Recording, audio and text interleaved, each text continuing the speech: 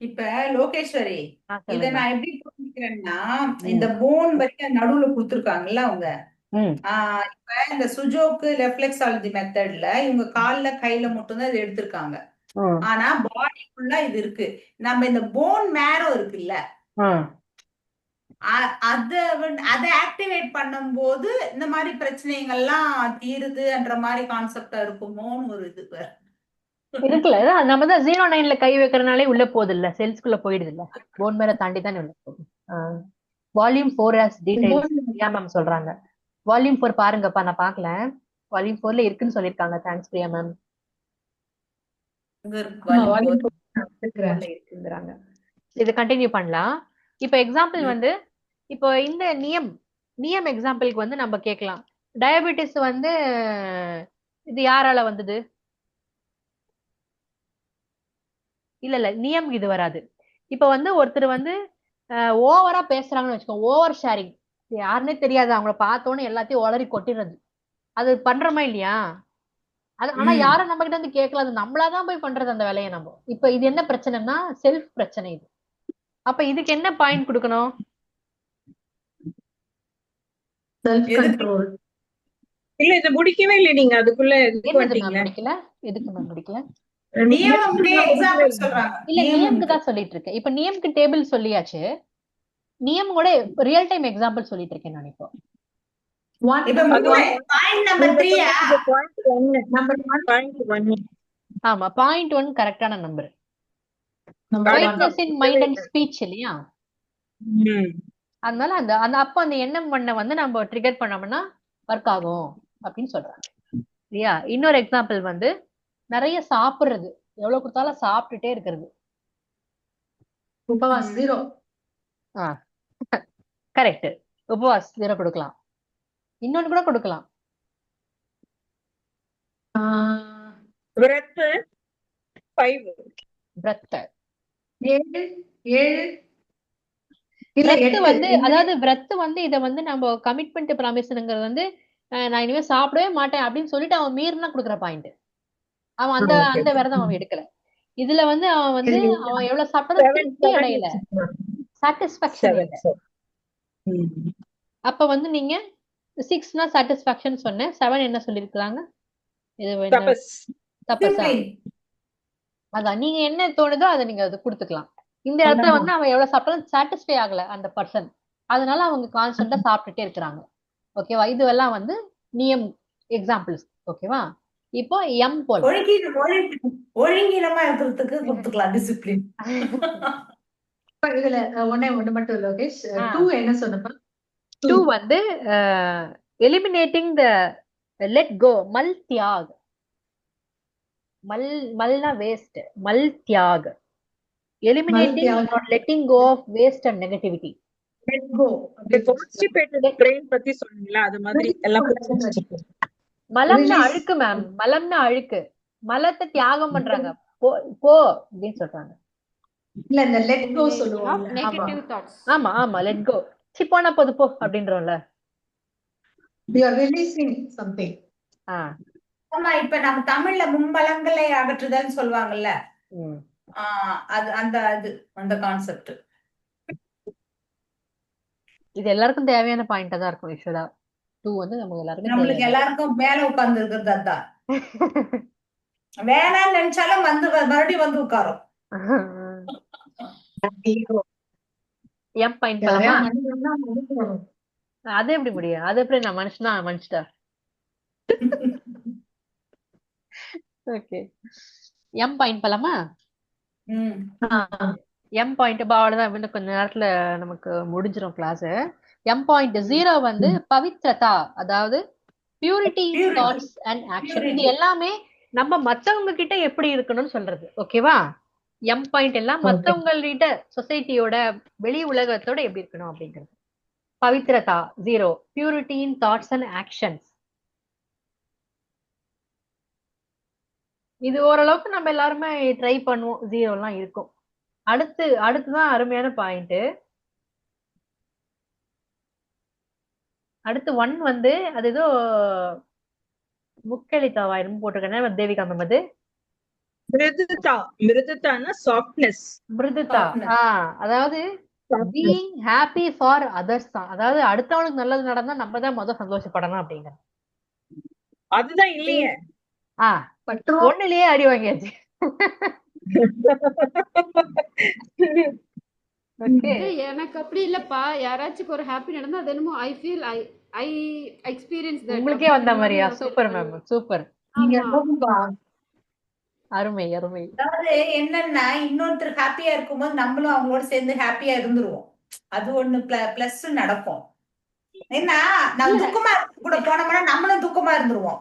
அதை விட நம்ம இல்லப்பா. சந்தோஷமா இருக்கிறவங்க கிட்ட அவங்க ஒரு என்ஜாய் பண்றாங்கல்ல, அந்த என்ஜாய்மெண்ட் நம்மளுக்கும் வந்துரும். அது தொத்திக்கும். Okay, contagious. நம்பர் 2 வந்து கிளாரிட்டி. அதாவது அடுத்தவங்களை குழப்பக்கூடாது. ஓகே, கிளாரிட்டி வந்து அப்ப எவ்வளவு இம்பார்ட்டண்டா வச்சிருக்காங்க பாருங்க. ஃபர்ஸ்ட் தான் சொல்றாங்க. அதாவது சுத்தமா இருக்கிறது, சுத்தமா சொல்றது.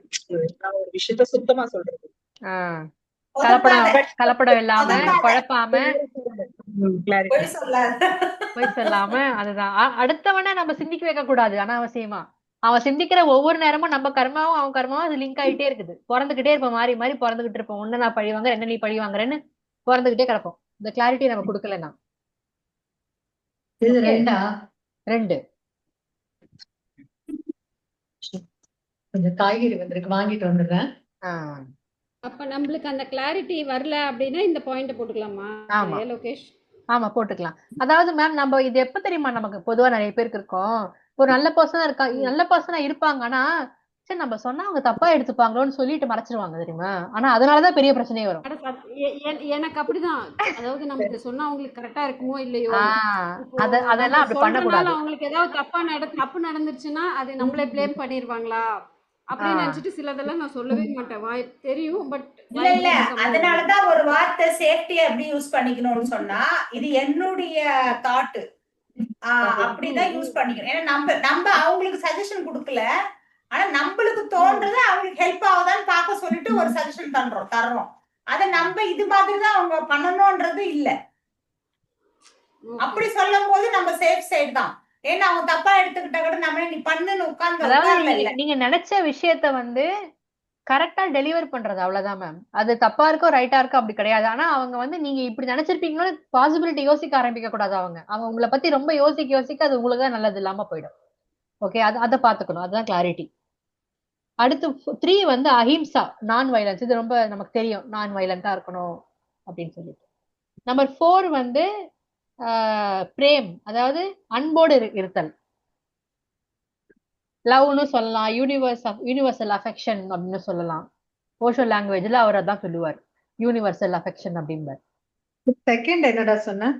செகண்ட் வந்து கிளாரிட்டி, ஸ்பஷ்டத்தை அப்படின்னு சொல்றாங்க. அது வார்த்தை எனக்கு சரியா வரல. கிளாரிட்டி. அடுத்து 5th வந்து தயா நமக்கு தெரியும் இல்லையா, கருணையாக இருத்தல், கம்பேஷனா இருக்கிறது, கருணையாக இருக்கிறது. அதான் கம்பேஷன் தான். அதான் அந்த கம்பேஷன்ல நல்ல வார்த்தை. கருணைன்றது வந்து நம்ம நினைப்போம், இப்போ ஒரு ஊனமானவங்களை பார்த்தா நம்ம ஹெல்ப் பண்றோம் அப்படின்றது வந்து நம்ம கருணை நினைப்போம். ஆனா இவங்க இன்னொரு மீனிங்ல சொல்றாங்க, கம்பேஷன்ங்கிறது வந்து ஒரு அன்பிளசன்ட் விஷயத்த நம்ம கன்வே பண்றோம்னா கூட அதை வந்து மென்மையா சொல்ல முடியும். அதுதான் இந்த இடத்துல கம்பேஷன். நல்லதையே நான் சொல்லுவேங்கிறது கம்பேஷன் கிடையாது. இப்போ எனக்கு பிடிக்கல, எனக்கு இப்போ ஒருத்தர் எனக்கு பிடிக்கல, நான் சொல்றேன் தப்பா எடுத்துக்காதீங்க, உங்க மேல பெருசா விருப்பம் இல்லைங்க, தப்பா எடுத்துக்காதீங்க அப்படின்னு வந்துடலாம். நீ இப்படி, நீ அப்படி, நீ இப்படிதான் அப்படின்னு சொல்றதை விட இப்படி சொல்லிடலாம். இது கம்பேஷன். ஓகே. அடுத்து வந்து 6th பாயிண்ட் வந்து பீயிங் ஹானஸ்ட். திருடக்கூடாது, ஹானஸ்டா நேர்மையா இருக்கணும் அப்படின்னு சொல்றாங்க. உண்மையாக இருக்குது. நம்பர் 7 வந்து தான்னா டொனேட்டிங், சேரிட்டி, தர்மம் செய்வது, தானம், அடுத்தவங்களுக்கு செய்யறது. ஆமா. அடுத்து 8th ஒன் வந்து ஷாமாவா, ஷமா, ஃபர்கிவ், மன்னிக்கிறது.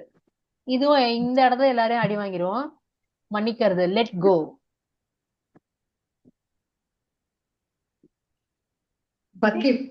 Forgive, yes. 9th ஒன் வந்து சத்யா, ட்ரூத்ஃபுல்னஸ்.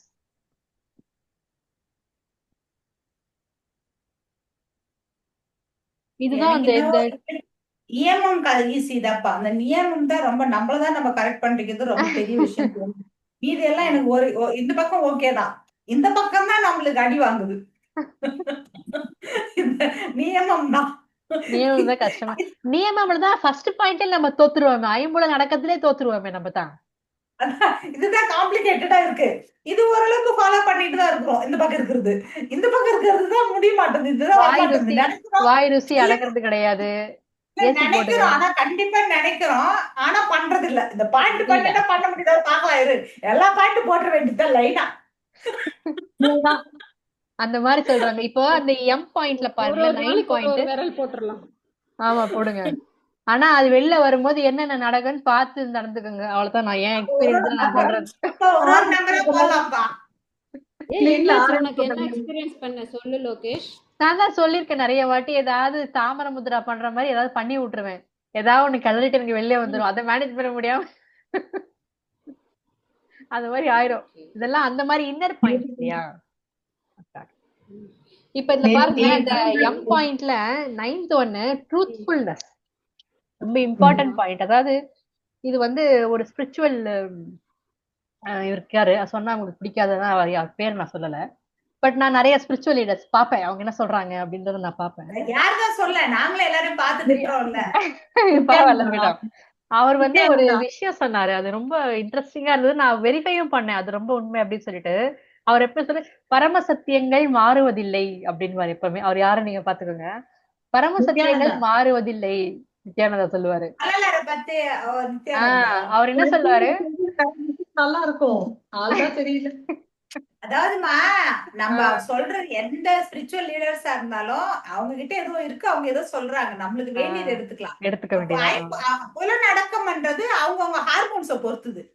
அது வந்துட்டு ஒருத்தருக்கு இல்லாத இருக்கலாம் ஹார்மோன், அவங்க அடங்கி இருக்கலாம். ஒருங்களுக்கு அதிகமா இருக்கலாம், அவங்களால அடங்க முடியாது இருக்கலாம். அவ்வளவுதான் வித்தியாசம் அது. அதனால ஒருத்தர் வந்துட்டு நம்ம தப்புன்னு சொல்றது இல்ல. அவரு வந்து கரெக்ட் தான். அவர் என்ன சொல்லுவாரு, நம்மள வந்து யாரோ எவரோ வந்து ஏமாத்திட்டு இருப்பாங்க, கரெக்டா? எல்லாரும் ஒரு ஒரு இது ஃபேஸ் பண்ணிருப்போம். அதுக்கு அவர் என்ன எக்ஸ்பிளைன் சொல்றாருன்னா, ஆக்சுவலா நீங்க அவரை ஏமாத்த நினைச்சீங்க, அவர் முந்திக்கிட்டாரு அப்படிம்பாரு. நான் என்ன நினைப்பேன்னா, இது நான் ரொம்ப நாள் நான் அக்செப்ட் பண்ணிக்கவே இல்லை. இந்த விஷயத்த ரொம்ப நாள் நான் அக்செப்ட் பண்ணிக்கவே கிடையாது.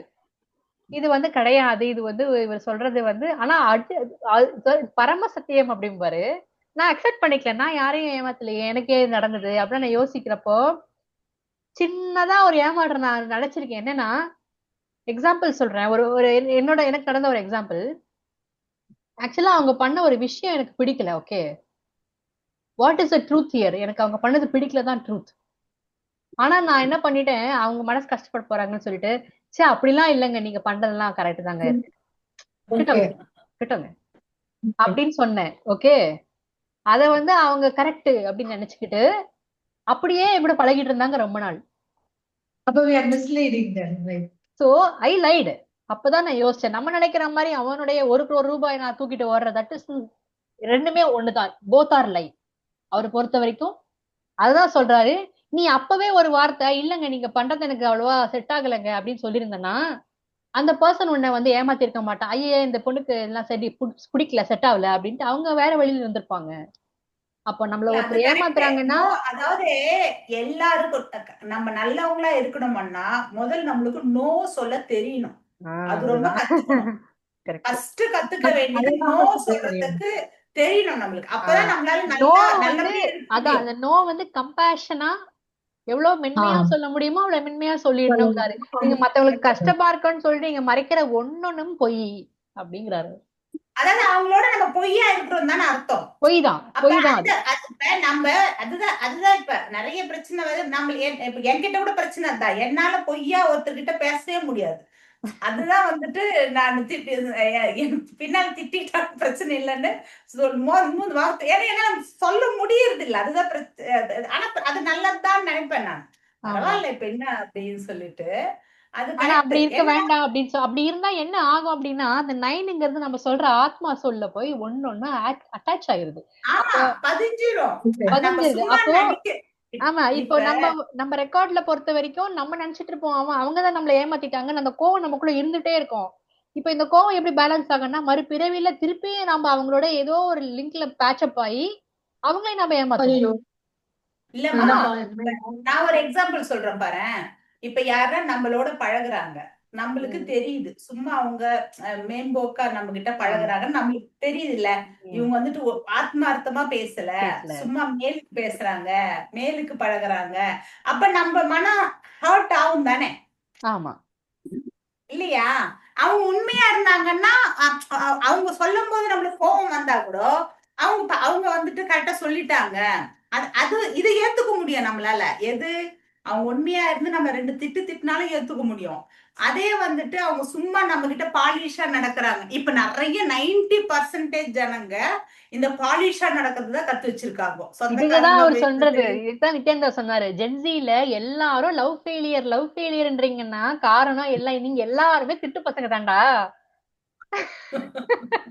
நீங்க எல்லாருமே இவனை ஏமாத்த நினைச்சீங்க, ஒருத்தன் முந்திட்டான் அப்படின்னு இதுக்குதான் சொன்னாரு. நீங்க சொன்னீங்களே இப்ப பாலிஷ்டா எல்லாம் நடந்துக்கிறாங்க அப்படின்னு சொல்லிட்டு நிறைய அதுக்குதான் அவர் பாக்குறேன். சொன்னாரு, இந்த எக்ஸாம்பிள சொன்னாரு அவரு. அப்புறமா நான் யோசிச்சேன், அப்பதான் நான் தெரிஞ்சுக்கிட்டேன், சரி எப்பவுமே நம்ம இனிமே யார்கிட்டயும் அப்படி சொல்லக்கூடாது, பரவாயில்ல சொல்லிடலாம் என்ன இப்ப, அதனால இல்லங்க எனக்கு பிஸியா இருக்கேன் நான் அப்புறம் பேசுறேன், அவ்வளவுதான் முடிஞ்சு போச்சு. ஆமா, தப்பு ஒண்ணு இல்ல. அதனால அது சொல்றாங்க. இல்லன்னா அது தொடர்ந்துகிட்டே இருக்கும், சோல் டு சோல் அந்த ஏமாற்றம் மாறி மாறி மாறி அந்த மாறி. இடத்துல நம்ம தப்பு பண்ற மாதிரி தான், அது கூட பாவத்துலதான் சேரும். மேம்போக்கா நம்ம ஒருத்தர்கிட்ட பேசுறது கூட பாவத்துலதான் சேரும். ஏன்னா அந்த சமயத்துல நம்ம ட்ரூத்தா இல்ல ஆத்மார்த்தமா இல்ல. எல்லாருக்கிட்டயுமே பேச பயமா இருக்கு கல்யாணம். என்னங்க, எல்லாருக்கிட்டயுமே பேசுறதுக்கு பயமா இருக்கு இப்போ. நம்ம பேசிட்டோம்னா பழகிடுவோங்க. இப்ப நான் என்ன சொல்றேன், நம்ம எவ்வளவு பேசலாம் நம்மளுக்கு இருக்க போறது 4 பேர் தான். அது மாத்திரம் உண்மையா? ஏன்னா இந்த காலத்துல நம்மளுக்கு நிறைய